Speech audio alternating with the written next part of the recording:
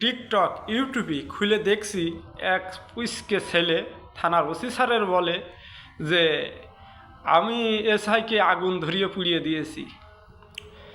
24 ঘন্টা নাই যাতে যাইতে অ্যারেস্ট করার পরে জামিন হয়ে গেল। কি একটা দেশে বাস করছি আমরা। আরে ছেলে, তুই যে ছেলেটারে পুড়িয়ে মারছিলি তার সে ফ্যামিলি ছিল, তুই কি জানিস? তার ছিল মা বাপ, ছিল বউ বাচ্চা, 10 মাস 10 দিন গর্ভে ধারণ করে যেই বা লালন পালন করে দুনিয়ার বুকে বড় করেছে, তুই সেই মাটার বুকটাকে ভেঙে চুরে তছনছ করে দিছি, হাহাকার করে দিছিস। মাটা চিৎকার করে কেঁদেছে, বাবা নীরবে দাঁড়িয়ে চোখের পানি ছেড়েছে, বউ চিৎকার করে কেঁদেছে, বাবা বাবা করে সন্তান কেঁদেছে। বাপের কাঁধে পৃথিবীতে সন্তানের লাশ সবচেয়ে ভারী বেশি।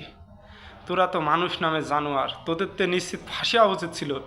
এ দেশের সরকার যা করছে এটা দেশের জনগণ মেনে নিতে পারে না।